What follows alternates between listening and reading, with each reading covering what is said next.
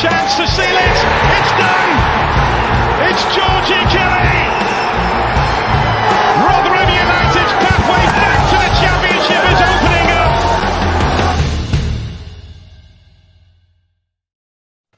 up. Good evening, hello, welcome to New York Talk. This is the Rotherham United podcast, and we finally have a football game to talk about.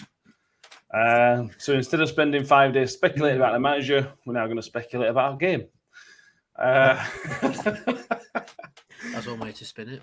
Yeah. We will go through. I'm quite happy about this. There's not really any managing news to talk of today. I feel like it's been much less stressful, which I'm quite happy about. But we'll pick up the news that has been, the minimal news that has been, and then let's look ahead to Wigan Athletic coming to town on Saturday afternoon. We have Mick and Danny with us. How is it going? Yeah, all good, mate. Thank you very much. Where are you? Yeah, I'm ready to watch a game of football involving Rotherham United, to be honest with you. Just a bit. I think my day's been ace, if I do say so myself. So I'm in a fantastic mood. Excellent news. This is scheduled to be our final episode of the week. Now, if there is somehow magically an appointment on Friday, we will then do emergency podcast. The emergency protocols will come into activation, as you may expect. That probably won't happen, as we'll come on to later on in the show. I suppose the question is, do you want to start and get the manager stuff out of the way, or shall we just get on with talking about Wigan? Which way do you want to get it over and done with? Danny, I'll let you have dibs.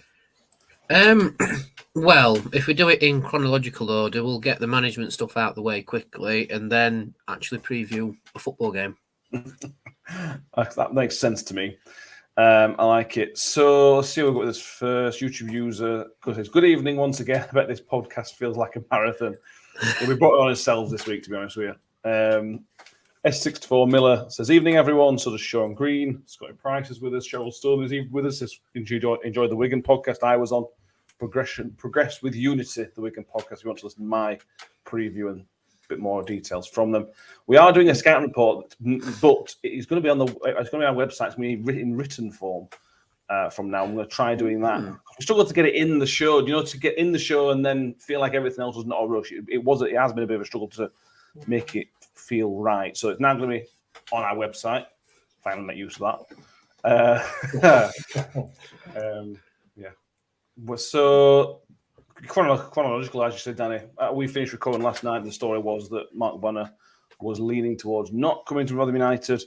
This morning, he came out and said he's not coming to Rotherham United. He used the loyalty phrase, Mick. He didn't use the loyalty phrase, but essentially he wanted to finish the job that had been started at Cambridge. Say all the right words. If I'm a Cambridge fan, I would have been very happy about what he said, but I don't quite buy that, really. He wanted another job. He said that. Somebody mentioned it on Twitter, and I can't remember who it was. If I did, I'd give him a name check. But the lad's doing his dream job, isn't he? Why is he looking for another one then?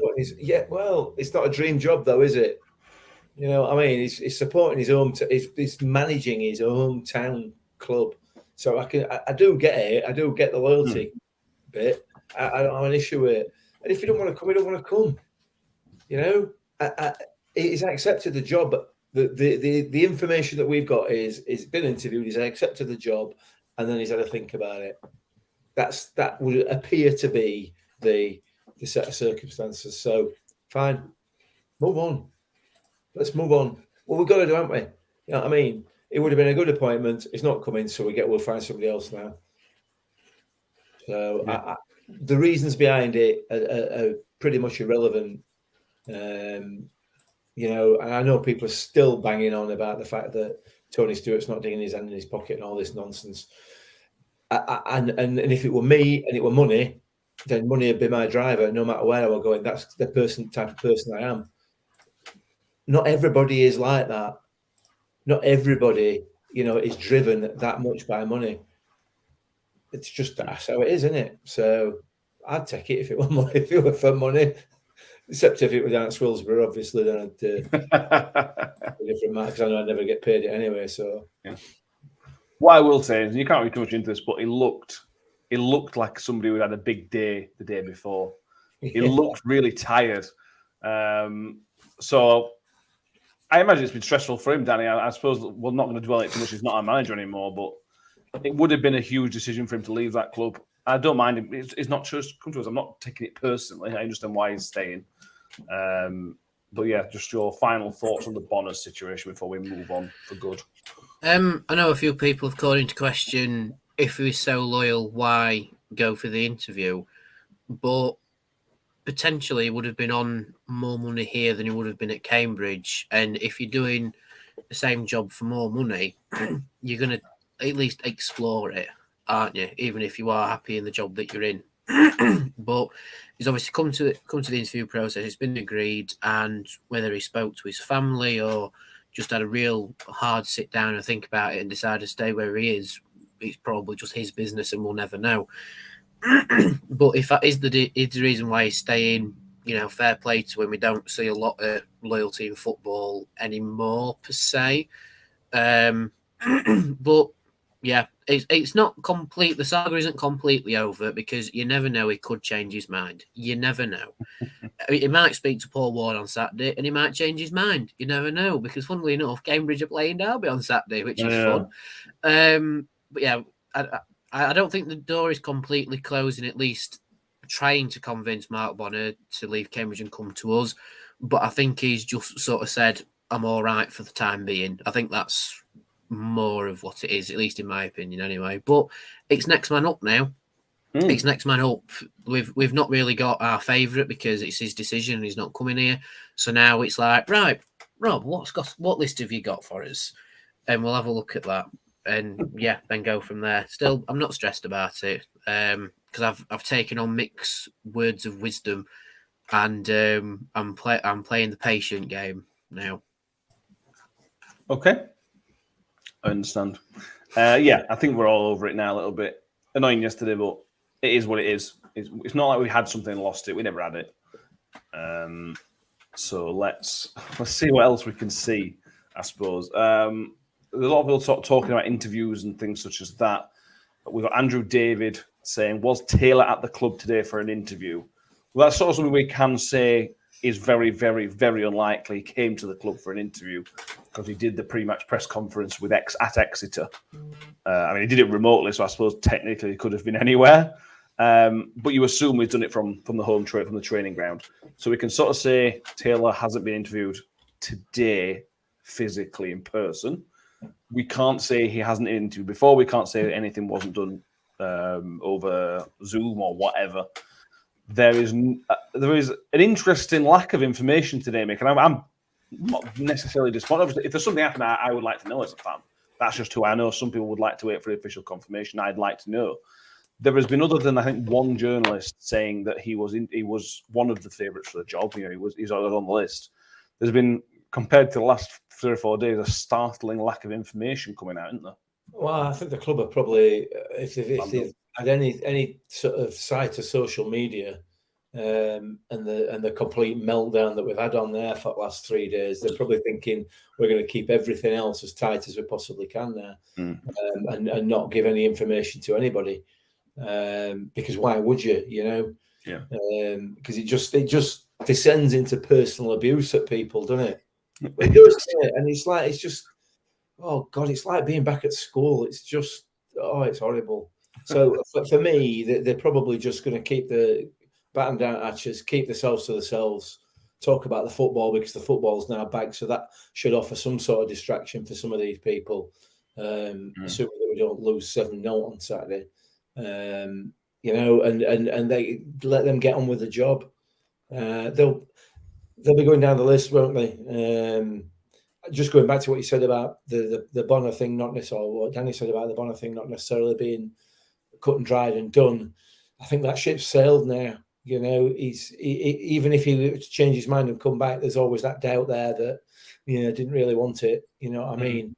So that ship's sailed as far as I'd be concerned if I was involved in it. And we'll move on to next man up. And in these processes, I don't think everybody's mature enough to know that, there's going to be a list. And if you're on the list, happy days. It doesn't matter whether you're first, second, third, or fourth. If you get to the top of it eventually, then happy days. So we'll have to wait and see, won't we? But I don't see very much coming out of the club, either officially or unofficially, from now on.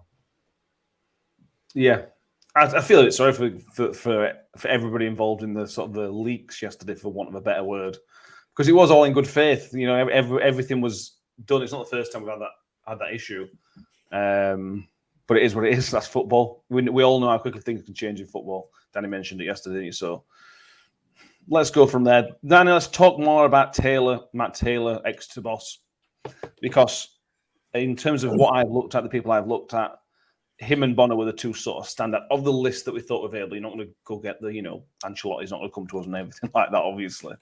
But in terms of realistic options, those were the two. So for me, you got Matt Taylor's next up.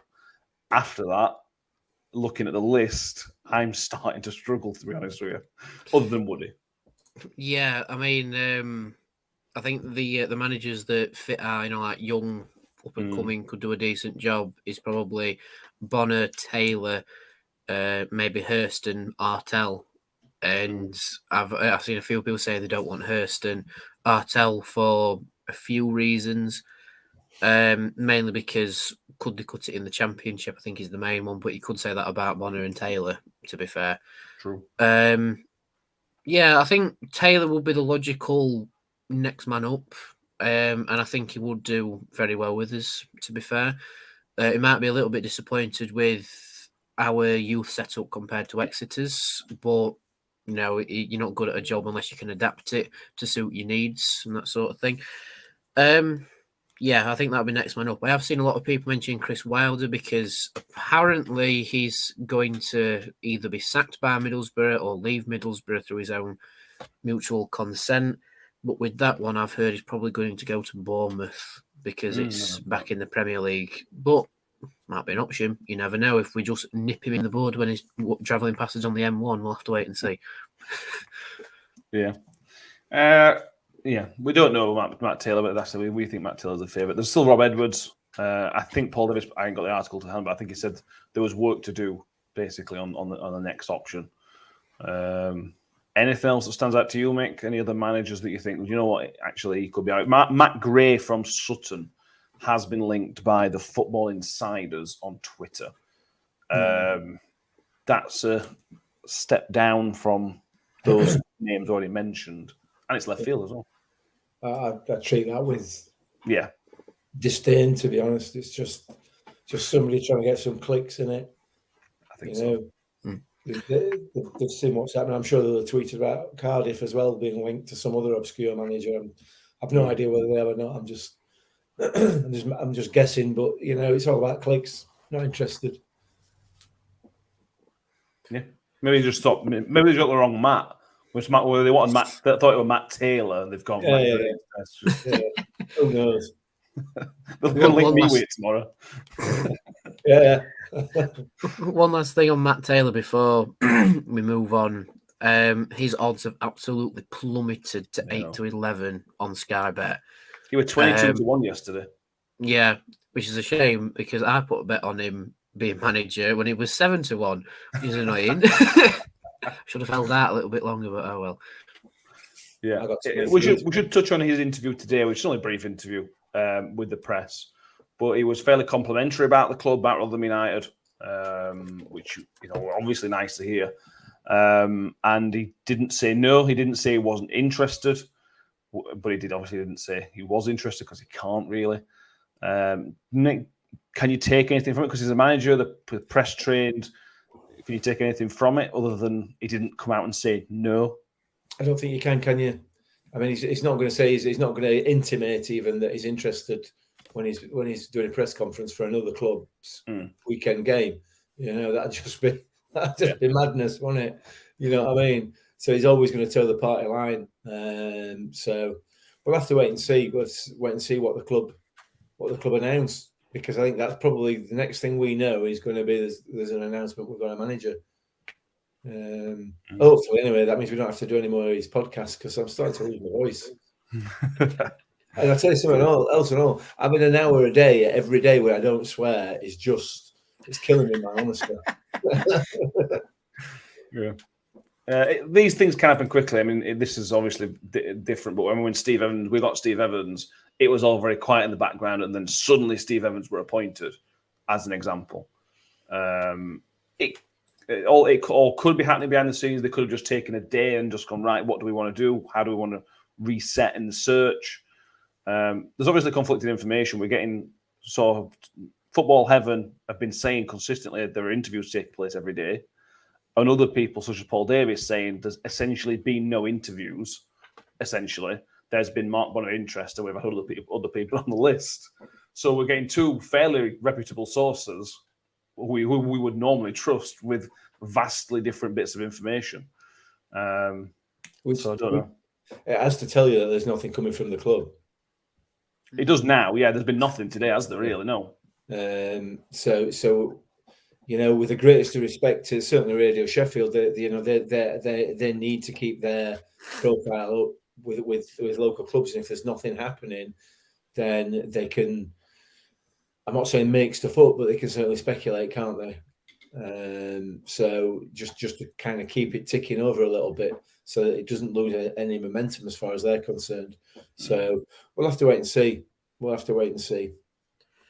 One thing we need to factor in as well is that I'm purely basing this on what I learnt at uni on Monday. I've been sitting on this all week, but the guy who's taking us for those lectures, he said to us, the worst thing you can do the worst thing for a journalist, the best thing to keep everything quiet as a media officer at a football club is to tell the journos everything that's happening. Because then they can say nothing. Because if they do, it's a breach of confidence, and they will be in trouble, basically. So I mean, it actually all depends on what the club has actually told everybody. If they've been straight and say, "Look, this is what's happening," and you can't say anything until after it's happened or it's been dismissed or whatever, then that will probably be the wrong way to go. However, if they've just been giving him little bits like, oh yeah, we spoke to Mark Bonner yesterday, or Mark Bonner's our favourite, it actually gives you a chance to run the story and actually creates hype around it and a bit of interest in it. And I'm not going to speculate on what the club's done in this situation because it would be wrong to, but I'm just saying that the amount of hype and activity, shall we say, on social media is from what one person has told another person who's then told it to the journalist. And that might be why it's gone quiet. Maybe they've been more open with them and told them what's happening, and that's why it's been quiet. And maybe someone just said something like, oh yeah, we've talked to Mark Bonner today and he's our favourite choice. And then that's where all the hype came from yesterday.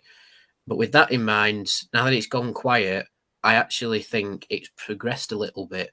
Because if the club or whoever has said, this is what's happened, this is who we spoke to, and you can't say anything about it, then it's like, well, what else are we hearing? And then someone says, Gray at Sutton's a potential option. Right, we'll go with that story.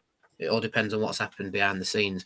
And for me personally, it's been a fantastic education this week. I'm loving this. It's been brilliant. It's been such an education. It's come at the bang on right time.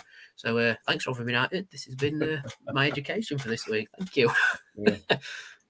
Peter O'Rourke is a journalist on Twitter who's, to be fair, he's hit and miss. He's tweeting that Matt Gray is in the job hunt. Is interested in the job. Well, not interested in the job. He's excuse me, in contention for the job. He is not on any of the bookmakers lists at all. He's not even 100 to 1. So that could be complete a load of garbage, or it could be, the story of the day. We will wait and find out on that one. I'm not sold on Matt Gray, to be honest with you, although they did very well against us in the Papa John's. Let's wait and see. We could have a new manager tomorrow. It could be next Thursday. We just don't know. Jamie Point says on here, the manager has changed, but the players haven't. I think they'll go out and give everything we've got. We are Rotherham United, not Warren United. Yeah, that is absolutely true. And Chris Page, on a slightly different note, he says, hi there, I've got a new room available on Saturday for the Wigan game for disabled supporters and others to use the Sky TV, drinks, etc. in the goal zone past the red and white shop. at the stadium, at New York Stadium. So if anybody's going down there early, there is an option for you. I like that very much. Any other manager talk? No, let's get. I'm fed up on it now. We've had it at it all week, and it's absolutely doing my nutting. Danny might have enjoyed it all. It's been absolutely. It's been a hell for me this week. Yeah, it's been on. I just took a random name out there. Get Ole Gunnar Solskjaer in. Do it. Just do it. Just to be completely out of left field and surprise everybody. Let's just. Yeah, the Richard Wood is taking the pre-match press conference. So that's tomorrow Eve, or Friday afternoon. That will be. So it'll be very interesting to listen to Woody. We talked about the podcast. I enjoy listening to Woody. I think when he talks sense. He don't waffle, does he? As much as we all love Warner, he could waffle a bit, couldn't I? I think when Woody says something, Woody only says something when he sort of means it a little bit. So it'll be interesting to see how his first press conference goes. A strange question, mate. What do you want to hear from Woody? What do you think he's going to say in terms of how things are? What do you want Woody to sort of say to sort of settle us as a fan base? Well, I think he's going to say what I want to hear, and that is that the players are all together. The players are right behind the club, and what we're going to get on Saturday is what we've got for the last 9 games that we've had this season. Well, 8 games, barring the Sunderland game. So I expect that's what he's going to say. I expect that's what's happening, to be honest with you, because Woody is hugely respected amongst the players, and rightly so, because of his experience and everything else that he contributes. So I'm not concerned about the weekend, and I expect Woody to sort of just toe the party line kind of thing, and tell us everything's fine. That's what I'm expecting from him. Whether we get that is another matter, but I'm sure we will. Yeah, John Morrell. Can you imagine the dressing room when Woody puts the team up and he's picked himself up front? I talked about this tonight earlier on. Yeah. Yeah. That'd be class. YouTube says, who's picking the team? Yeah, Woody. It'd be almost a committee. You'll have Woody Peltier, and I suspect Breckin will have a big role to play in advance. There's no confirmation whether they'll be on the touchline or anything, but they're going to need somebody on the touchline. Either Woody or Peltier is going to play. They could both play. So they are going to need help. I suspect Woody will tell us all about that in the press conference on Friday afternoon. Danny, just same question I asked me. What is there anything else you think? Is there anything else you want to hear from Richard Wood on Friday afternoon? I want to hear whether he's suit and tie or tracksuit if he's in the dugout, to be fair. I do as well. He's a tracksuit man, won't he? He's got. Yeah, I think he's a tracky man, definitely. Yeah, we had a brief conversation about this on Radio Sheffield, and Adam said he's definitely a sort of tracksuit man. I can picture him being Richie Barker, how he's got the tracksuit on, but it's shorts. Always short. Yeah, and the training socks. So I can actually picture that. To be fair, I reckon Peltier will be the full tracksuit. And maybe Brex as well. I want to know if Brex has got his new JB printed on his tracksuit. I hope so as well. Because if Breckin walks out in the grey hoodie that says JB on it, that'd be class. Would. Everybody a good sit shop, buy a thing and say, "Oh, can we have JB printed on it?" Yeah. Yeah. So I like a bit of football in symmetry. I like it. Paul Warne's first game as manager, official Rotherham manager, full-time Rotherham manager, was against Wigan Athletic. And the first game post Paul Warne is Wigan Athletic. I quite like that. We won that game 3-2, didn't we? We lost 3-2. I'm thinking. Yeah, I think Lewis Price jumped on one of their players' backs and gave away a stupid free kick. And then scored from said free kick, I think, if memory serves me right. Yeah. I like it. I like this kind of thing. I knew it had not gone well when you didn't tell us what score were. I'd have told, yeah. If it were positive, I'd have told you. Yeah, you'd have been all over that, wouldn't you? I would. Yeah, on a negative, we haven't won the first game after a loss of manager for last 5 managers. The last time we won a game after a change of manager was after Andy Scott got sacked. back in 2012, I think. Some symmetry there because his brother's here. So a bit of symmetry, yeah. Yes, if we win, yeah, I'll accept that. I will accept that. We lost one Scott, we've got another one back, so there you go. No wins in the league against Wigan since 2016. That's 8 games without a league win. We did beat them in the League Cup a couple of years ago in league games. It's not a very good run of fixtures. The good thing with Wigan, Danny, is for me, and they've obviously done a bit of transfer business, but it's basically the same team as last season. Of the teams that have come up, I think they've done the least amount of business. So we just know what to expect. They've got the same type of players, same strengths, which means it's going to be a very tough game because they're an extremely solid team. Yeah, they are. They have brought in a couple players and they've pipped us to one, haven't they? But he's not starting, which is interesting. But yeah, it'll be a good test against Wigan. I think there'll be a fair bit of interest in it. Well, look at how many tickets that have been sold. There is a lot of interest around it because it's first and second last season in the Division Higher going against it. So it's both a good test for us and Wigan to see how they've progressed, but also have they improved on last season against one of their close rivals, if you like, in league position. So yeah, it'll be a very interesting game. Very, very interesting game. One of the more interesting games this season. I know we've already played Sunderland, and they spent big because they have the ability to. But for Wigan, it's a club that, around about our level, like maybe just above us level-wise, but Wigan is the sort of level that Rotherham wants to be at if they are above us, that is. And yeah, it's just going to be a good test.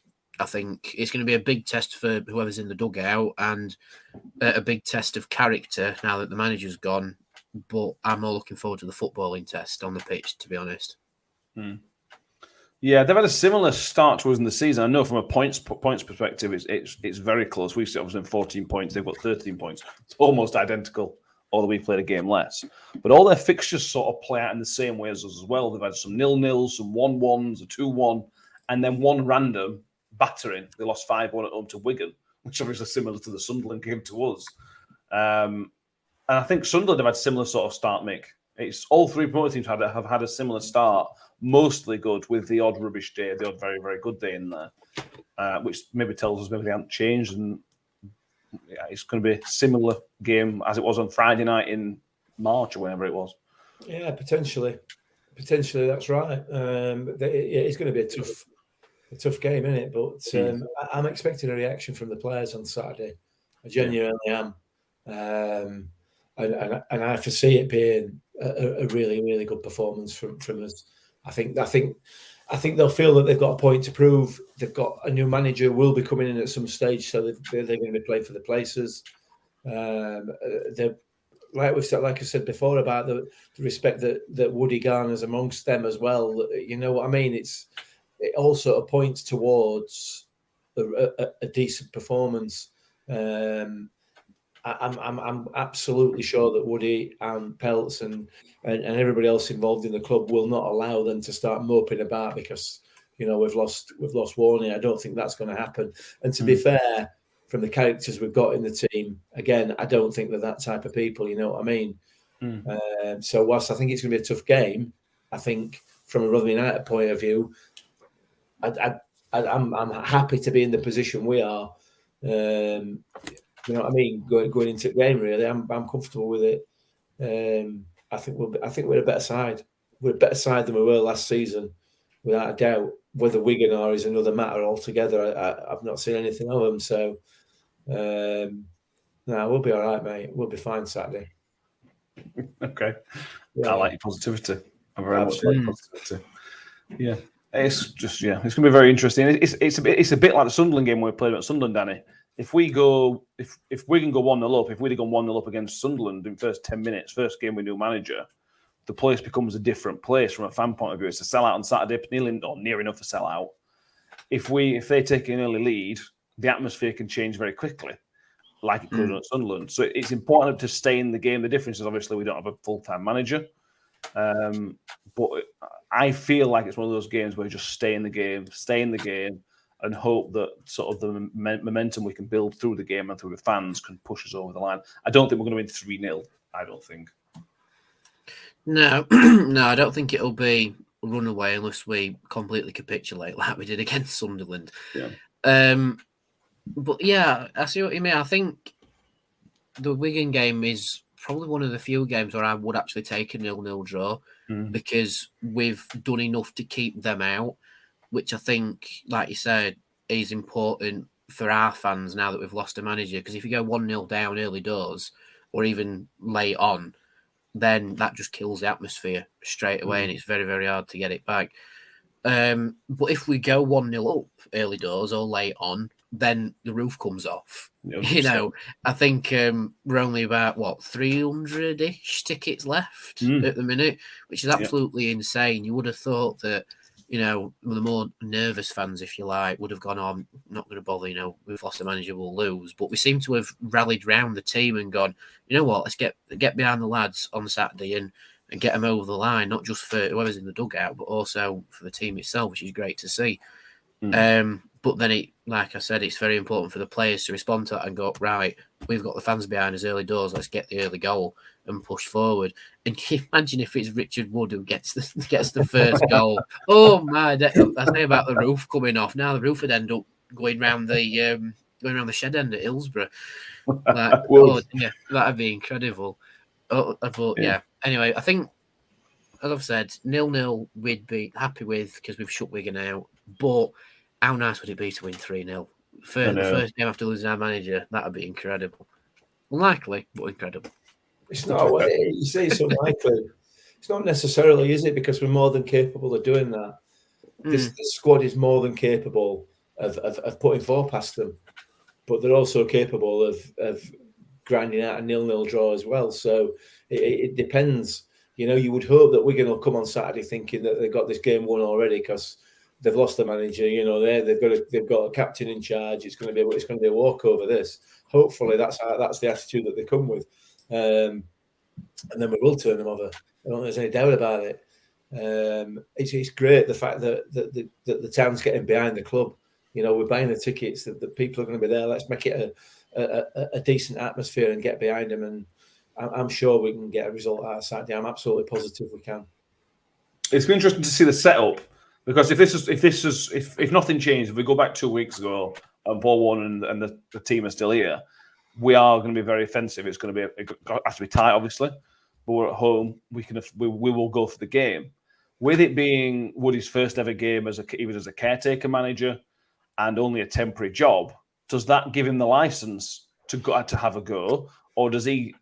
And this he might even not even think this out loud, but is he maybe just thinking, I've just got to keep it steady, nothing flash. Let's just sort of get through the game and go from there. I might be doing a disservice, Danny, but it's impossible for us to know how he's going to want the team to play from a sort of within themselves or not really.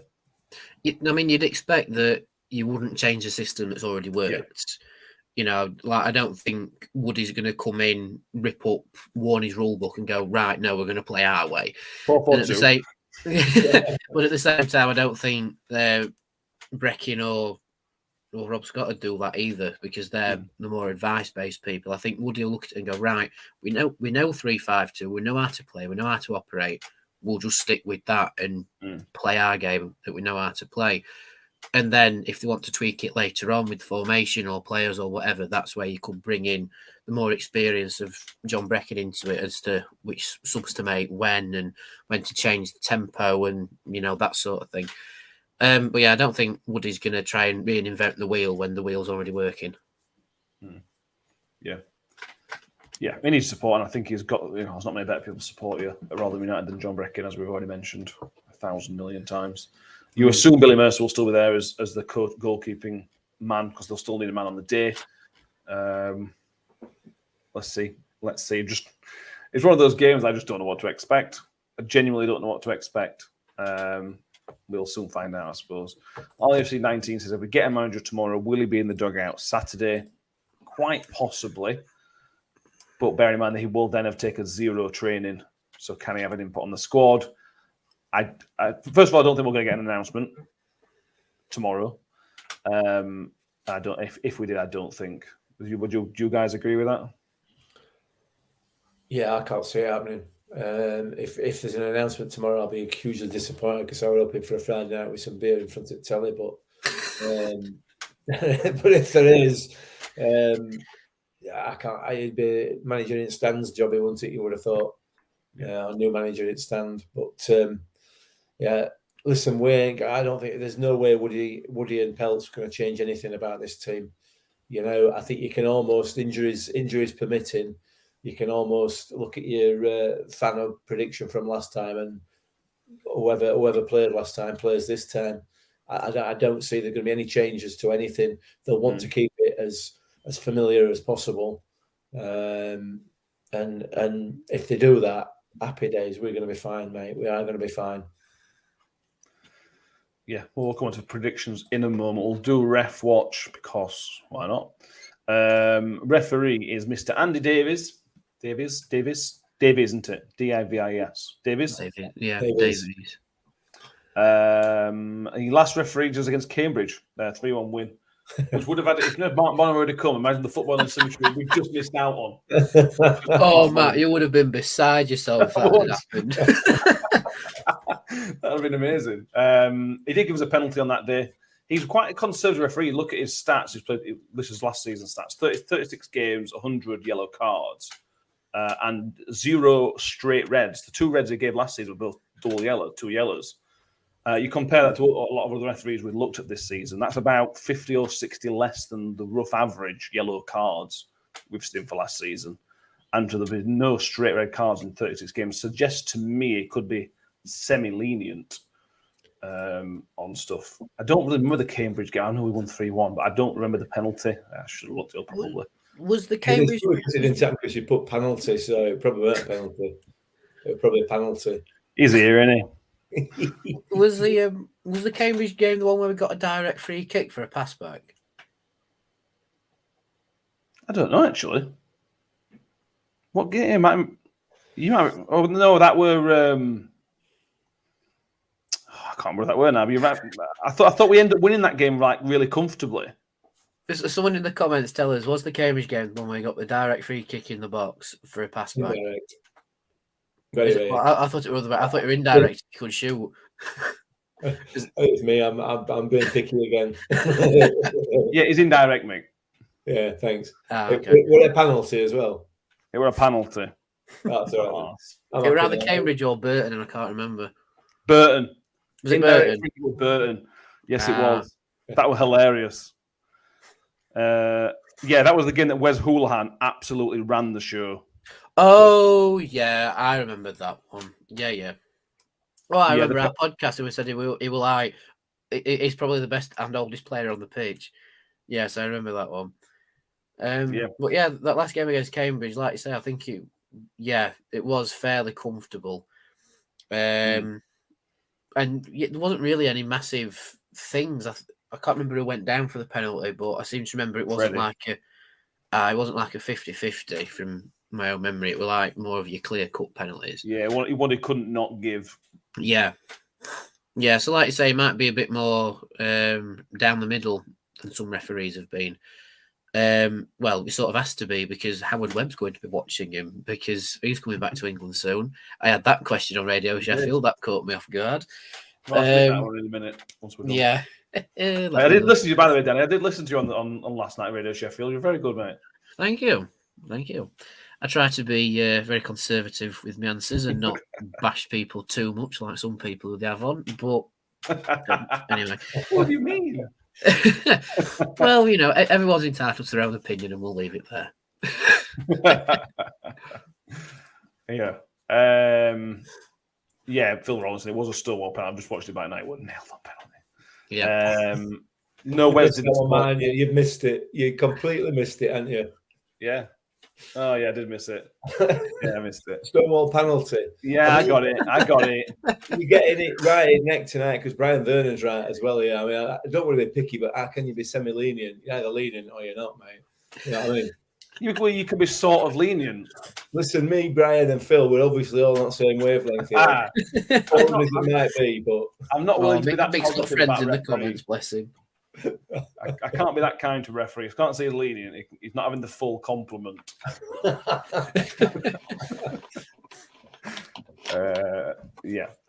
Brian Vernon says, I'd like Lindsay to get more of a look in for the new manager. That's a good point.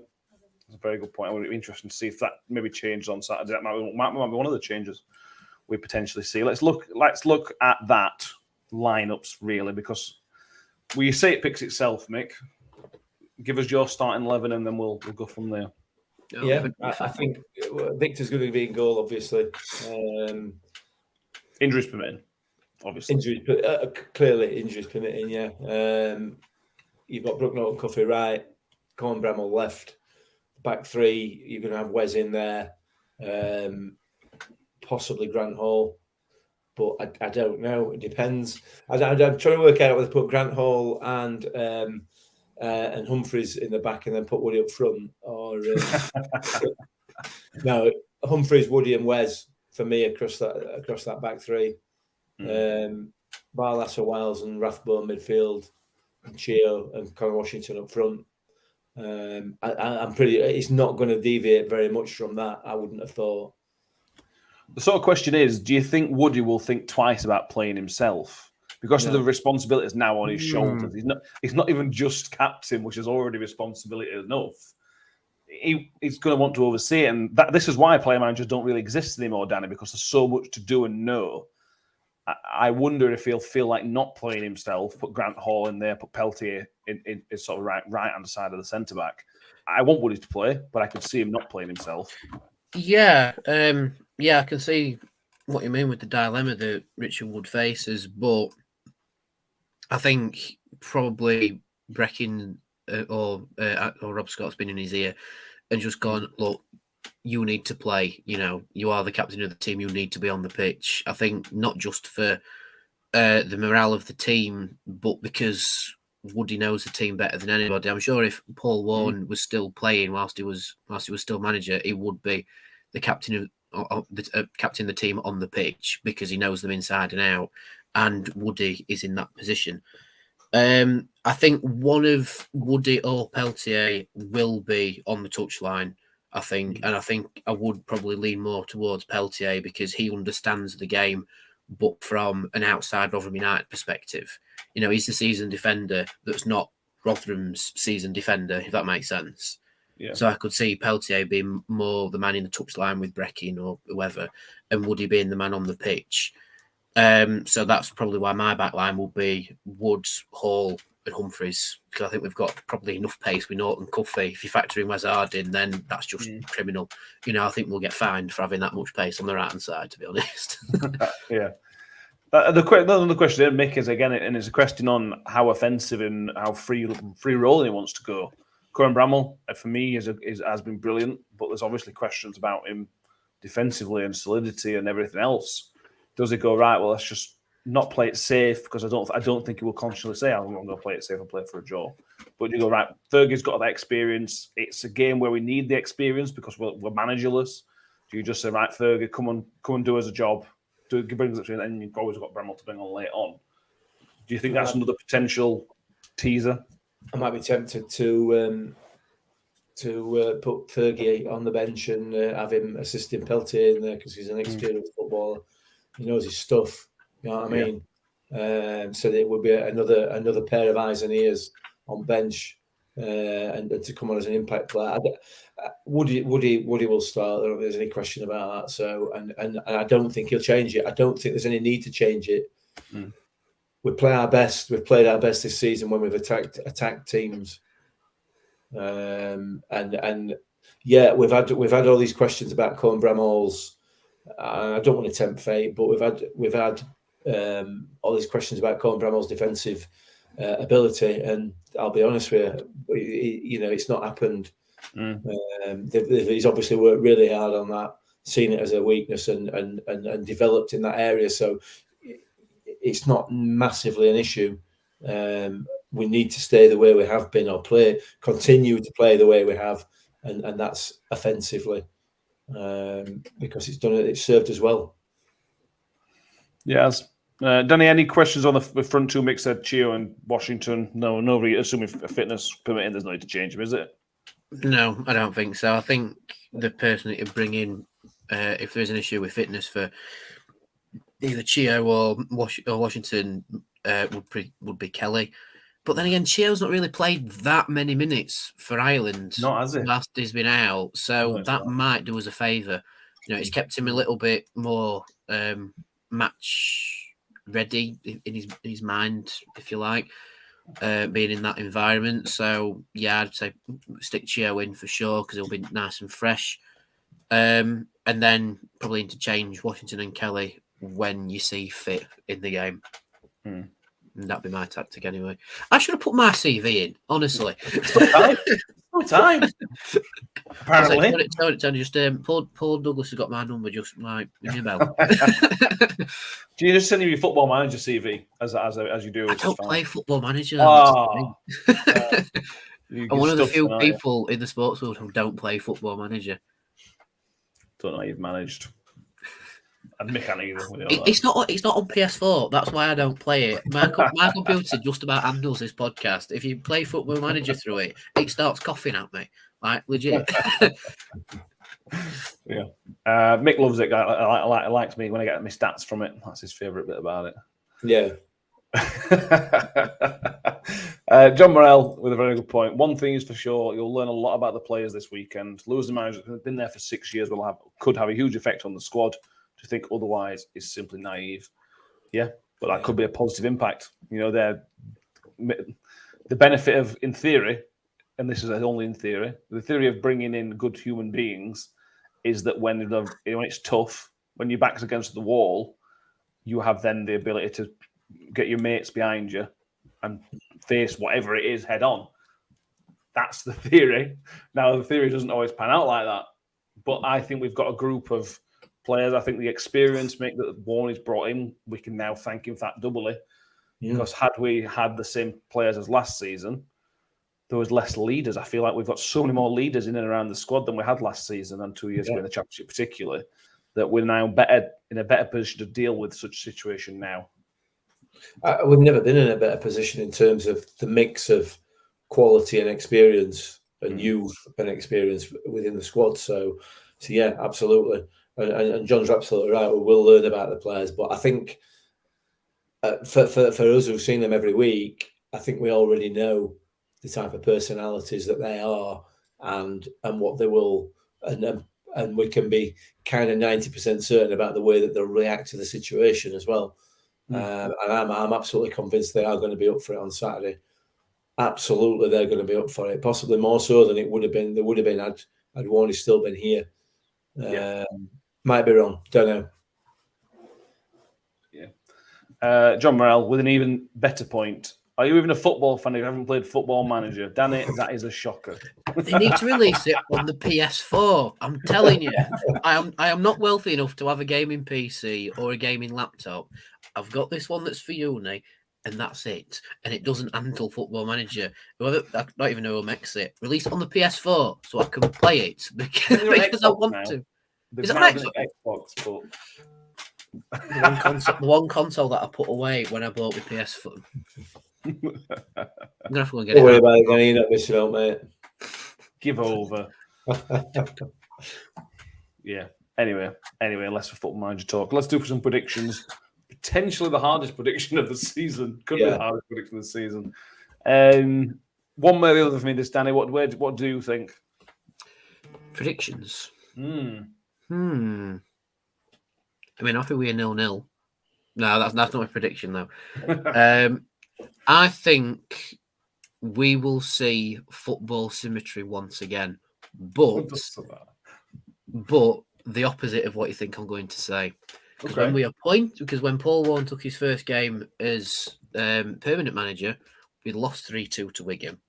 Yeah. Now that it's our first game without Paul Warne as permanent manager, we're going to win 3-2 against Wigan. I like it. I would accept that as very, very good footballing symmetry as well. Very well, very like it. Mick? I'm with 2-0 Rotherham.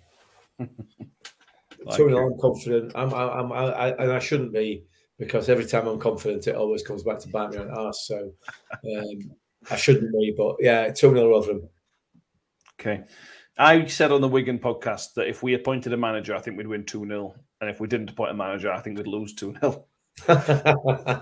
That was on Tuesday, I think, and when there was still hope of a manager. So I am going to stick with that, and we haven't appointed a manager, so I'm going to go 2-0 loss. Oh, wow. Right, everybody in the comment section, and go after Matt for being negative. He went after me for being negative. Yeah. I genuinely think it will go one way or the other. I think I very much like the Sunderland game could have gone. If they score early, I think it's going to be a long, tough afternoon. But the longer the game goes on close, the longer it goes on 0-0 or whatever, I think that suits us on the day. I don't know. Brian Vernon says 12-4. I assume that's to us. Michelle Stowe says 3-1. Nicholas Skidmore says 2-1. YouTube viewer says 2-0. John Steve wants a clean sheet. We'll take that. Yeah. Says 1-1. Jamie 3-1. Russ 3-0. Same as Jamie. Brian Alex says 2-1. Stephen Thomas says I can't see Wigan scoring 2 against us. Yeah. Sean Green says 2-1. John Morrell says 1-1. Got a boo from Power Mad. Apologies. Hey. Amy Woolhouse says, hate to say it, but she predicted we'll lose to Sunderland and Wigan this season. Power Mad says 1-1 as well. Nathan Carrott says 1-0. 1-0 Woody header. I'd take that. In Colford, another interesting question, which we might not have time to cover, but is there a danger that the players will try too hard? We see that before with certain players, which not sadly, who else were it last season? Somebody else, sadly, just sort of trying to be clever, trying not effort-wise, but trying too many things. That can happen in these circumstances. We've seen it before. We've all been fans for long enough to know when teams have tried too hard and it's just failed and they give away stupid fouls and whatnot. They've got to have that level of energy and that level of commitment, Mick. But you've also got to be streetwise as well, haven't you? Because if you go flying in there, Holly Rathbone will be sent off with 2 yellow cards in 10 minutes if he takes it too far. Yeah, absolutely. And yeah, it's a danger. It is a danger. It depends how whether Woody and Peltz can strike the balance in terms of getting them revved up just enough, but not overly so. So don't know. We'll have to wait and see on that one. I hope you're wrong on that one, but yeah, it is a danger. Yes, it is. Anything else we want to cover on the final episode of the week, Mick or Danny? Reg in a Wigan shirt, which I'm not ready for that either. You're absolutely positive there's going to be no announcements tomorrow then? Well, why would there be? There's one thing that we haven't talked about yet. That question on Radio Sheffield. Oh, the question, Mick. So, go on, Danny, I'll let you do it. Right, so this question was dropped on me, to be fair. So thank you, Adam, but it were a good question. Now that Howard Webb's coming back into England to be head of the referees thing, what changes would you like to see across the board with referees when he takes charge? You asking me? Yeah. What are you asking me for? Because I've already answered it. Well, listen, I know what you answered, so and I just sat there nodding, to be honest, and I absolutely agreed with you. It's about being consistent, isn't it? It's what every football fan across the country wants. They want consistency from referees, and the only way they're going to get that is to simplify the way that they implement the rules. Otherwise, it's a waste of time. So that is the only way that they're going to achieve it. I suspect with Howard Webb that they're going to find there's going to be some changes. There are going to be some changes to the way that organisation is run. The PR, the bad PR that they get from VAR and the implementation of VAR is huge because again it's inconsistent. So you were right. Consistency is what it's all about, mate. And hopefully he's going to be able to address that. And I've got the big seal of approval. Yeah, get in. I don't necessarily think you mean that 1 week the exact same decisions are made week in, week out, because you're going to get variance because of interpretation. But Yeah. within the game itself, within a 90 minutes, the man in the middle has to be consistent throughout that 90 minutes, doesn't it? Yeah. I mean, that's that more so than well, just consistency in general.